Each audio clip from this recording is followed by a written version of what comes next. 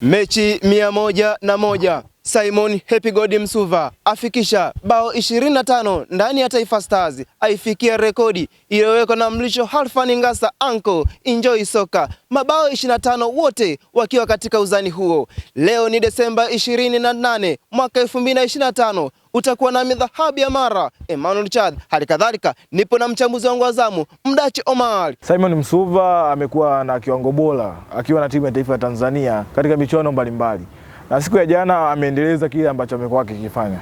Tunakumbuka katika michuano ya 2019 pale nchini Misri katika mchezo dhidi ya majirani zetu timu ya taifa ya Kenya, mchezo ambao ulimalizika kwa mabao 3-2.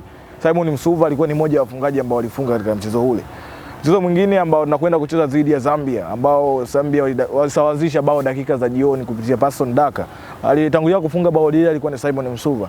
Jana tena anakuwa mtu wa kwanza tena kututanguliza kwenye michuano hii.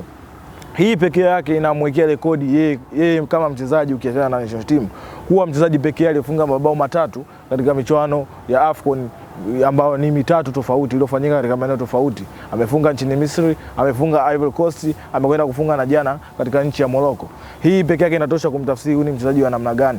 Lakini ukiachana na hivyo, bado anacheza, yupo kiwanjani. Mtu ambaye amefikia rekodi yake Mrisho Alfan Ngasa tayari ameshatundika daruga, ameweka viatu na anaendelea na shughuli zingine. Yeye Msuva anayo nafasi ya kufikisha magoli zaidi ya Mrisho Alfan Ngasa. Kwa hivyo ni jana ukiachana timu binafsi, na ndio maana aliweza kuchukua man of the match katika mchezo huu. Unadhani kwa kiwango alichokionyesha jana, man of the match, ukiambiwa umchague wewe binafsi, ulikuwa ni sahihi kumpa Msuva au kuna wengine zaidi ambao walistahili kupewa, lakini kwa sababu Msuva alifunga bao akastahili kuchukua zawadi ile? Kwa siku ya jana kwangu mimi binafsi, kutokana na mchezo ambao niliutazama, wapo wachezaji ambao walifanya vizuri zaidi ya Simon Msuva. Yupo bwana mdogo Alphonse Mabula. Ukitazama kwa namna ambavyo walikuwa akicheza jana, baada ya kubadilishiwa eneo kwenda eneo la juu, alikuwa anafanya kazi kubwa sana ya kupeleka mpira katika eneo la juu. Hata mkwaju wa penalti ambao amekwenda kufunga Simon Msuva, yeye ndio sababu ya mkwaju ule kutokea. Kwa hivyo mimi nilitamani ule mchezo ule unapomalizika man of the match angekuwa Alphonse Mabula, kutokana na kiwango bora ambacho alikionyesha siku ya jana. Ingekuwa rating performance ya kiwanjani 10, unampa 8 Alphonse Mabula kwa kiwango alichokionyesha kwenye siku ya jana. Msuva man of the match, mabao 25 kwa katika kuitumika timu ya taifa. Tumuone wapi kwa AFCON ijayo au kwa mwenezo wa AFCON hii na AFCON, kwa sababu mpaka sasa hivi Taifa Stars Tanzania imeshafuzu kwenye michuano ya AFCON 2027. Atakuwepo au atakuwa ameshastaafu, au tutegemea makubwa zaidi tofauti na kuivunja rekodi ya Mrisho Alfan Ngasa? Kitu cha kwanza ni uzima, lakini kitu kingine, unafahamu wachezaji wanapokuwa kwenye kazi hii mambo ni mengi. Kuna injuries inaweza katokea hapa katikati akawa nje, performance yake ikashuka, huenda kwenye AFCON hii asimuishe, jambo ambalo watu waombei. Lakini AFCON inayokuja itakuwa ni nyumbani hapa. Kwa hivyo anaweza kama atakuwepo kwenye michuano hiyo, atakuwa na possibility kubwa ya kufanya vizuri. Kwanza atakuwa nyumbani, mashabiki ni wengi hapa nyumbani ambao watakuwa wakimpa support yeye kama mchezaji, lakini na national team kwa ujumla. Kwa hivyo hiyo inaweza kumfanya kufanya vizuri na kuvunja rekodi. Lakini magoli aliyofunga Mrisho Alfan Ngasa kuyapita si kusubiri michuano ya AFCON tu. Hapa katikati tunaweza tukapata michuano mingine kama kalenda ya FIFA ambayo imekuwa ikitokea hivi karibuni na kwenda kucheza. Ana uwezo wa kuifikia rekodi na kuweka rekodi ya kipekee ambayo itafanya kizazi kinachokuja kitake kuvunja naye rekodi yake, kwa sababu Mrisho Alfan Ngasa amekaa kwa muda mrefu katika eneo hili la kuwa mfungaji bora muda wote wa national team, naye Msuva amekuwa akipambana zaidi kutafuta mabao. Katika orodha ya wafungaji watatu, Simon Msuva anashika namba 2, Samata anakuwa watatu mwenye magoli 23, ambaye anamfuatia Simon Msuva kwa sasa pamoja na Mrisho Alfan Ngasa. Kwa hivyo ni yeye kujua atafanya nini ili kuendelea kuvunja rekodi na kuwa icon nyingine ya taifa, ukiachana na Mrisho Alfan Ngasa ambaye ameshikilia rekodi hiyo kwa muda mrefu. Tuangazie mechi ya jana sasa, Dabi ya Afrika Mashariki, ambayo kila timu iliingia pale ikitegemea inaenda kuchukua pointi kwa mwenzake, lakini isivyo bahati wakagawana pointi moja. Mchezo kwa ujumla ulikuwaje? Mchezo ulikuwa mgumu, lakini pia ulikuwa mchezo mzuri. Kipindi cha kwanza Uganda waliutawala mchezo, hasa baada ya Tanzania kuwa wanakabia kwenye eneo la chini. Tanzania waliingia na mfumo wa 4-1-4-1. Maana ya kwamba atakuwa na kiungo mmoja mkabaji ambaye ni Novatus Dismas, lakini Alphonse Mabula, Tyran na Lakia pamoja na viungo wengine ambao wanasalia pale wanakuwa 4 katika eneo la juu. ili kumsaidia mtu ambaye anasalia eneo la juu. Kitu ambacho kwa namna fulani niliona kama Uganda walitumia kama nafasi hiyo. Uganda walikuwa na mabeki wawili ambao wana uwezo wa kupiga mpira ukavuka ukuta wa Tanzania. Ndio kitu ambacho kilisababisha hata ukitazama ile goli ambayo tulifungwa na Uganda la kusawazishwa.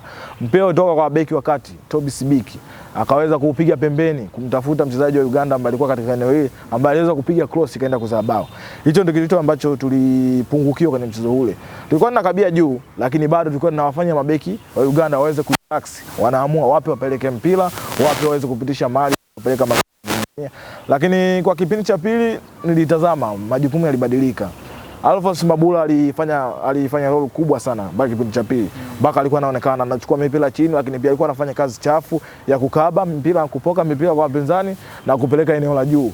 Muda mwingi alifanya vizuri. Novatus Dismas akabakiwa na jukumu la kukaba. Faisal Salum naye hakuwa na mchezo mzuri katika siku ya jana. Na ndio bana hata katika dakika za mwishoni aliweza kutolewa, akaingia Chazi Mombwa. Wale walicheza vizuri kwenye kipindi cha pili, walijitahidi kuingia mchezoni. Kipindi cha kwanza wachezaji 40% unaweza ukasema hawakuwa mchezoni, japokuwa walikuwa kiwanjani, walikuwa hawatimizi majukumu yao kwa wakati, na ndio maana mpinzani alikuwa anafika sana. Mabeki wakati wa Uganda kama nilivyozungumza, walikuwa wameshatazama wapi tunapeleka mipira. Abdulaziz Kayondo, fullbeki wa Uganda, alikuwa na overlap sana. Anapiga mipira mirefu, inadondoka, anapeleka mashambulizi. Kipindi cha kwanza tumefikiwa mara nyingi sana na Uganda kwa dakika za mapema. Kulingana na kile ambacho walikuwa wanashindwa kujifanya na Simon Msuva kuwafanyia pressing mabeki wa Uganda ambao inaonekana wangefanyia pressing kwa haraka walikuwa wanaweza kupoteza mpira. Ile kwa kuwa walikuwa wafanyii pressing ya kwenda kupelekewa pressure ili waweze kufanya vibaya katika mpira ambao wamepokea. Ndio maana walikuwa wanapata utulivu na kuweza kujua wapi wapeleka mipira, lakini kwa kiasi kikubwa kipindi cha pili niliona mabadiliko kadhaa ambayo yalisababisha timu sasa kuanza kukabia juu. Simon Msuva akasogea eneo la juu, Tyler Nyarwaki akasogea eneo la juu, lakini Kevin John pia akasogea eneo la juu kabla ya kwenda kupumzishwa na kuingia Popa Mbwana Samata. Safu ya ulinzi ya Taifa Stars inafeli wapi? Mabao matatu kwenye mechi mbili ya aina ile ile. Nini sababu hasa tuangalie kwa golikipa kwanza. Zuberi Foba. Kwa mchezo wa jana kuzungumza kwamba golikipa inawezekana tukawa tunampa lawama bure golikipa. Nimekwambia wale watu wa juu walivyokuepo pale juu. Simon Msuva kabla ya kutoka, lakini hata Mbwana Samata baada ya kuingia. Walikuwa wanashindwa kwenda kuwapelekea pressure walinzi wa Uganda ambao walikuwa ni warefu, lakini pia wana uwezo wa kupiga mipira kudondoka nyuma ya ukuta. Ndio kitu ambacho kilitokea. Anaanza mpira Dennis Onyango, anampigia Toby Sibiki ambaye ni mlinzi wa kati, ana dribble moja, anatazama juu, anakuta mwenzake kashafungua. Ukitazama ule mpira kabla hajadondoka nyuma ya ukuta, Ibrahim Baka pamoja na mwenzie Nondo Mwamnyeto walikuwa pale. Mwamnyeto akiwa na mkaba yule Ikpeaz ambaye ni mshambuliaji aliyeenda kufunga bao lile, lakini Ibrahim Abdullah Baka alikuwa peke yake katika eneo hili. Anakuja kugeuka, anakuta tayari amefika kwa mpinzani, anakwenda kumfanyia marking. Huku Bakari Nondo Mwamnyeto anakimbia na mshambuliaji akiwa amemwachia space.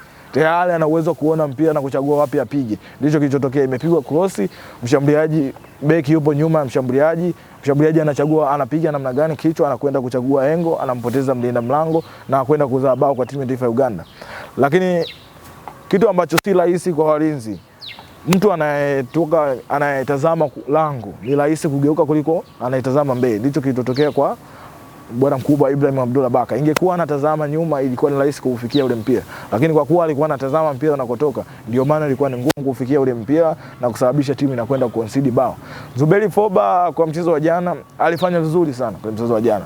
Makosa mengi alipunguza Zuberi Foba, lakini pia alikuwa na uwezo wa kupokea mipira kutoka kwa walinzi na kuweza kupeleka mbele kuanzisha mashambulizi. Alikuwa perfect siku ya jana.